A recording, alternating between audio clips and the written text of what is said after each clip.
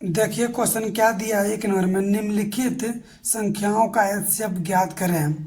ज्ञात करने के लिए यूक्लिड विभाजन एल्गोरिथ्म का प्रयोग कीजिए। मतलब यूक्लिड विभाजन एल्गोरिथ्म के उसी का प्रयोग से बनाने हैं। और यूक्लिड विभाजन क्या होता है हम देखिए बताते हैं आप लोग को, और उसके विधि से बनाते हैं। सबसे पहले यहाँ देखिए कुछ न करना है। यूक्लिड विभाजन एल्गोरिथ्म से यह परिमेय से एक हुआ। सबसे पहले यहाँ क्या दिया, इसका यही फॉर्मूला कि ए बराबर बी क्यू प्लस आर, जहाँ आर बड़ा या बराबर 0 से लेकिन बी से क्या होगा छोटा। सबसे पहले यहाँ देखिए जो दिया है, जो सबसे बड़ा अंक रहेगा उसको ए मानेंगे, और जो छोटा रहेगा उसको क्या मानेंगे, बी मानेंगे। कोई दिक्कत। अब यहाँ लिखेंगे कि यूक्लिड विभाजन, यहाँ सबसे पहले लिखेंगे मान लिए, अब लिखेंगे चूंकि यूक्लिड विभाजन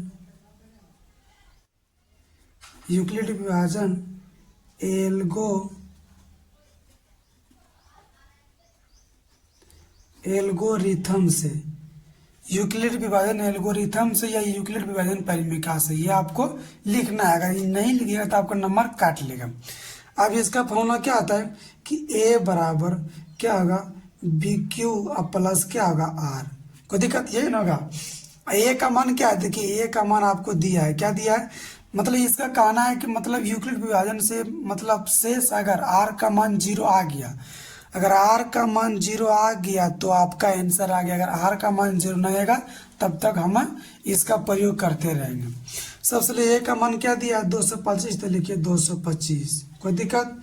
अब देखिए बी का मान क्या दिया है 135, क्या दिया है 135। क्यू का मान पता नहीं, तो यहाँ देखिए क्या करेंगे 135 से भाग देंगे 225 में, तो भाग दीजिए बगल में, एक धन से लगाइए क्या होगा 135। अब इसको घटाइए, 5 में 5 जगह 0, कोई दिक्कत। अब 12 में से 3 जगह 9, आइए कटेंगे 90। तो क्यू का मान जो जगह क्यू का मान कितना आया 1 है। आर का मान कितना, मतलब शेष पर आर का मान कितना आया, आर का मान 90। कोई दिक्कत। जो कि आर बराबर 0 नहीं ना आया, जो कि आर बराबर 0 नहीं आया, 90 आया ना, आर बराबर 0 नहीं आया। तो अब ये ए किसको मानेंगे, ए मानेंगे 135 को। जो बी है ना वो ए बन जाता है, ए मानेंगे क्या होगा 135। अब बी को क्या मानेंगे, जो शेषफल है उसको बी मानेंगे, तो यहाँ क्या आया 90। अब क्यू का मान पता नहीं, तो क्या करेंगे फिर 90 से भाग देंगे, क्या करेंगे 90 से भाग देंगे, क्या देंगे 135 में। कोई दिक्कत। तो यहाँ देखिए 90 का 90, तो न कटाइए 5 और 13, 9 4 13, कोई दिक्कत, कट गया। तो यहाँ देखिए क्यू का मान कितना है 1, आर का मान कितना, आर का मान 45। अब देखिए आर बराबर अभी भी 0 नहीं आया, 0 हमको लाना ही पड़ेगा। तो फिर ए का मान क्या होगा, ए का मान हो जाएगा 90।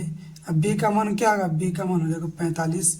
कोई दिक्कत है। क्यू का मान पता नहीं, तो क्या करेंगे क्यू का मान अगर 2 से देखिए 45 से भाग देंगे 90 में, तो 45 दूना 90। यहाँ देखिए 0 आ गया ना, तो देखिए क्यू का मान कितना है, क्यू का मान 2, आर का मान कितना 0 आ गया। तो यहाँ लिखेंगे चूंकि आर बराबर 0 आ गया। कोई दिक्कत। तो यहाँ लिखेंगे कि 225, 135 का एचसीएफ क्या होगा, क्या एचसीएफ किससे कटा, देखिए 45 लास्ट में किससे कटा 45 से, तब क्या आंसर एचसीएफ क्या होगा, एचसीएफ का 45 आ गया। कोई दिक्कत। अब चलिए बनाते हैं दूसरा नंबर क्वेश्चन। देखिए दूसरा नंबर क्वेश्चन में क्या दिया है कि दोनों में 196 और 38 220 का मतलब इसका एचसीएफ निकालना है। तो जो सबसे बड़ा है उसको बी ए मान लेंगे, जो छोटा उसको क्या मान लेंगे, बी मान लेंगे। अब फिर लिखेंगे यूक्लिड विभाजन एल्गोरिथम से, तो ए बराबर मान लिया इतना, बी बराबर इतना, फिर क्या लिखेंगे यूक्लिड विभाजन, क्या लिखेंगे यूक्लिड विभाजन एल्गोरिथम से, क्या लिखेंगे यूक्लिड विभाजन एल्गोरिथम से लिखेंगे। तो इसका क्या आता है फॉर्मूला कि ए बराबर क्या होगा बी क्यू प्लस आर। कोई दिक्कत। इसका आर चूंकि आर बराबर 0 आएगा तभी आपका आंसर आएगा, ऐसे नहीं आएगा। कोई दिक्कत। ए को बोलते हैं भाज, बी को भाज्य बोलते हैं, बी को भाजक, इसको क्या बोलते हैं क्यू को बोलते हैं क्यू को बोलते हैं ये मतलब भागफल जो आएगा, आर को क्या बोलते हैं शेषफल। तो ए का मान क्या दे, देखिए ए का मान दिया 38, क्या दिया है 38, 220। बी का मान क्या दिया है 196। ठीक, अगर 196 के 195 से, यहाँ देखिए आप क्यू का मान हमको पता नहीं है तो क्या करेंगे 196 से भाग देंगे, किस में भाग देंगे 196 से भाग देंगे 38 220 में भाग देंगे, कोई दिक्कत। तो क्या दान से लगेगा, एक दान से लगाइए 196 का 196, 12 में से 6 जाएगा 6, 17, 17 में से 9 जाएगा 8, और यहाँ क्या बचा, यहाँ बचा 1, कोई दिक्कत। फिर क्या उतरेगा, ये 2 उतरेगा, कोई दिक्कत। फिर आप क्या करेंगे, इतना आ गया, अब क्या दान से लगाइएगा 9 दान से लगाइए, 9 दान से इसको भाग देंगे और 5 दान से लगाए तो कितना आएगा 980। मतलब ये क्या हुआ, ये आपके 195 दान से कट गया। तो क्यू का मान कितना है, क्यू का मान 195, आर का मान कितना है, आर का मान 0। तो यहाँ क्या हुआ, आर बराबर ये आपका 0 आ गया, कोई दिक्कत। तो यहाँ लिखेंगे 38 220 196 का HCF क्या होगा, का HCF कितना है आपका, कितना है 196, यानी कितना है 196, क्योंकि 196 से जो बी का मान वही आंसर हो जाएगा। चलिए बनाते हैं तीसरा नंबर क्वेश्चन। देखो 3 नंबर क्वेश्चन में क्या है, जो जो सबसे बड़ा है उसको ए मान लिए, जो छोटा है उसको बी मान लिया। इसको ई मतलब ये क्या दिए ASOL, क्या लिखे ASOL मतलब सोल्यूशन शॉर्टकट में, या आप हिंदी में लिख सकते हैं कि हाल, कोई दिक्कत। इंग्लिश हिंदी में इंग्लिश लिख सकते हैं, लेकिन इंग्लिश में आप हिंदी नहीं ले सकते, ये अलाउ नहीं है, कोई दिक्कत। सबसे पहले यहाँ देखिए, फिर क्या लिखेंगे यूक्लिड विभाजन, यूक्लिड विभाजन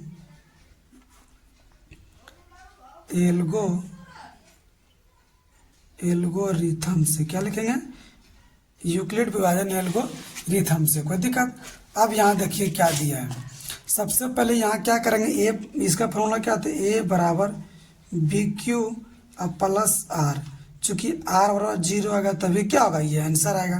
तो ए का मान कितना दिया है 867, बी का मान क्या आएगा 255, क्यू का मान पता नहीं तो क्या करेंगे भाग देंगे बगल में। तो यहाँ देखिए 255 से भाग देंगे, क्या करेंगे 255 से क्या करेंगे भाग देंगे 867 में, कोई दिक्कत। क्या दान से लगाइएगा, आप देखिए 3 दान से लगाइए, 3 दान से, तो 15 का 5 बाकी 1 पंक्ति है, 15 16 का 6 बाकी 1, 3 6 1 7, यहाँ क्या बचेगा 2, यहाँ 0 1, कितना आया 102। तो क्यू का मान कितना है, क्यू का मान 3, आर का मान कितना है, आर का मान 102, जो कि अभी भी आर बराबर 0 नहीं आया, क्या किया आर बराबर 0 नहीं आया।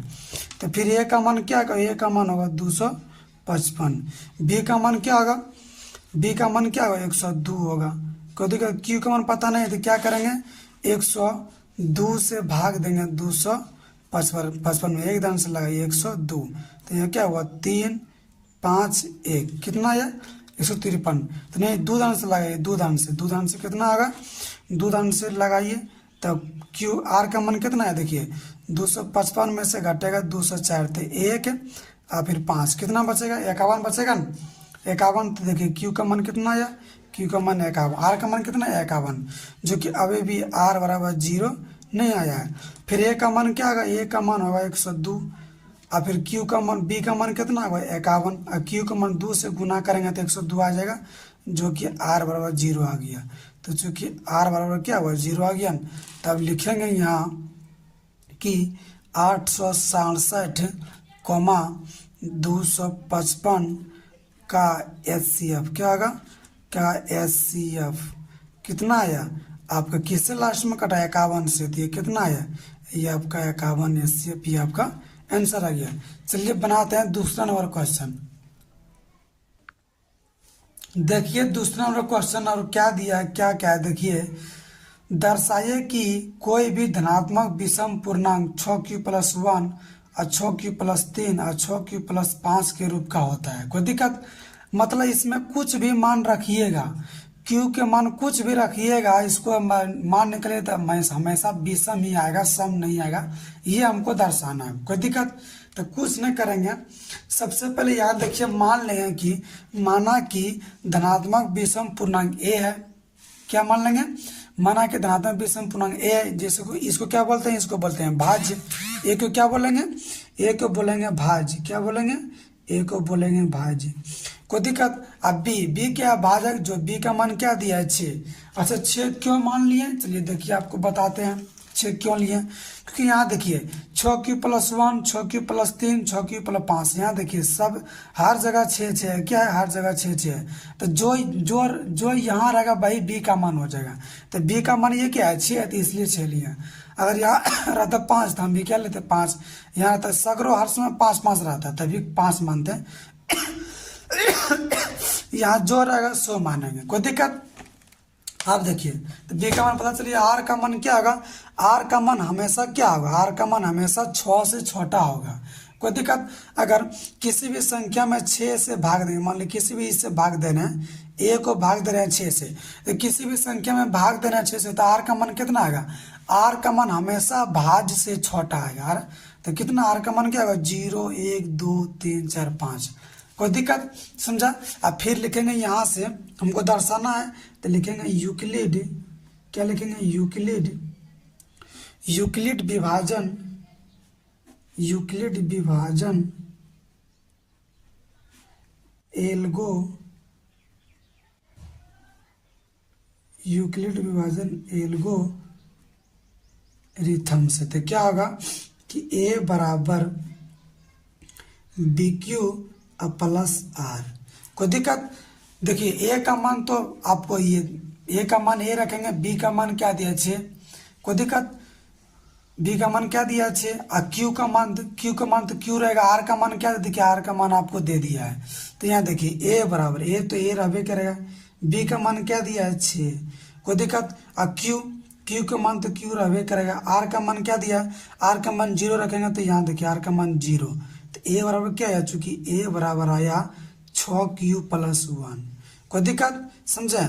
आप फिर देखिए अगर ए रहबे करेगा, आर का मान क्या रखेंगे? 1 रखेंगे, तो यहाँ क्या होगा? 6q+1। कोई दिक्कत? आप फिर ये आ गया इतना।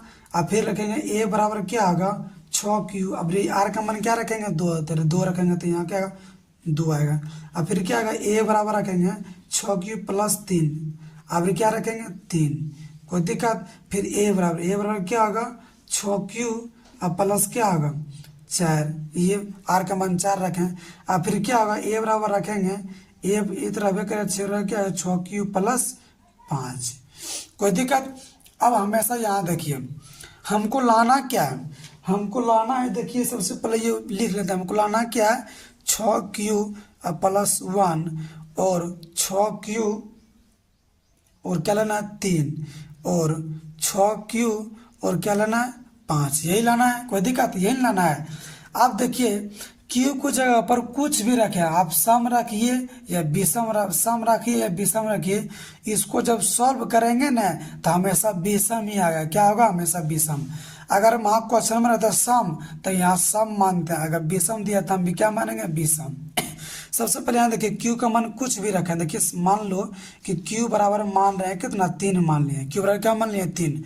देखिए क्यू का मान क्या रखेंगे? 3 रखेंगे। और फिर क्या होगा? 1। तो 18 आप प्लस 1 कितना होगा? 19। कुछ भी मान रखिए, सॉल्व करने के बाद आपका विषम ही आएगा। सम कभी नहीं आ सकता है। सम किस में होगा? देखिए सम ये होगा, सम इसमें होगा, और सम देखिए ये आपके पास ये होगा, और ये भी क्या है? ये भी आपके पास सम है। तो इससे क्या चलता है? तो इससे यही पता चलता है। देखिए लिख दिए हैं कि ए बराबर 6q अभी फिर 6q+2 और 6q+4 है। इसके बराबर कुछ भी मान रखिएगा तो ये क्या होगा? ये हमेशा सम, मतलब सम धनात्मक पूर्णांक के रूप में होगा। हमेशा सम धनात्मक पूर्णांक के रूप में होगा। अब फिर क्या? ए बराबर 6q+1, 6q+3 और 6q+5, ये क्या होगा? ये हमेशा विषम धनात्मक पूर्णांक के रूप का होता है। ये आप लोग समझ गए होंगे। चलिए बनाते हैं तीसरा नंबर क्वेश्चन। देखिए तीसरा नंबर क्वेश्चन में क्या दिया है, पढ़िए और देखिए क्या दिया है। किसी परेड में 616 सदस्यों वाली एक सेना है। मतलब किसी परेड में, मतलब क्या, जो मतलब पीटी और करता है उसी परेड बोलता है। आर्मी सेना, आर्मी की टुकड़ी को 32 सदस्यों वाले एक आर्मी बैंड के पीछे मार्च करना है। उसके पीछे मतलब घूमना है। दोनों समूहों को समान समान संख्या वाले स्तंभों में मार्च करना है। उन स्तंभों की अधिकतम, जैसे बोल दिया अधिकतम, क्या अधिकतम, अधिकतम बोल देगा तो हम सबसे पहले क्या निकालेंगे, एचसीएफ, मतलब लघुत्तम समावर्तक निकालेंगे, महत्तम समावर्तक।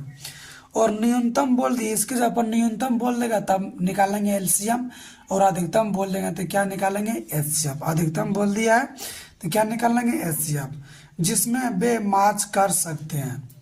कोई दिक्कत? तो यहाँ देखिए, ये यूक्लिड विभाजन एल्गोरिथम के मतलब से बनाने से नहीं कह रहा है, आप किसी भी विधि से बना दीजिएगा आपका आंसर आ जाएगा और नंबर नहीं कटेगा। यूक्लिड विभाजन एल्गोरिथम से कहेगा तब बनाएंगे, नहीं कहेगा तब पर भी बना देंगे, नंबर नहीं कटेगा। लेकिन जो सबसे आसान है वही बनाएंगे, कोई दिक्कत? तो यहाँ देखिए, सबसे पहले क्या मान लेंगे, ए बराबर जो सबसे बड़ा है।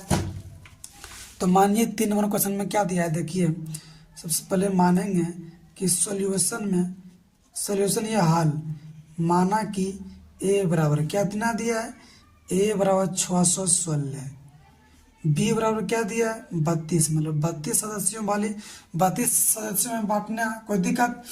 आप देखिए क्या करना है, 10वां में तो क्या बनेंगे, यूक्लिड विभाजन एल्गोरिथम से।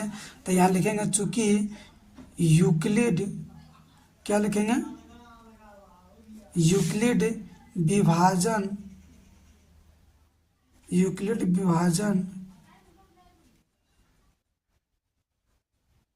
एल्गोरिथम से, क्या निकालना है, यूक्लिड विभाजन एल्गोरिथम से। तो इसके बराबर क्या होता है, ए बराबर क्या होगा, बी क्यू प्लस आर।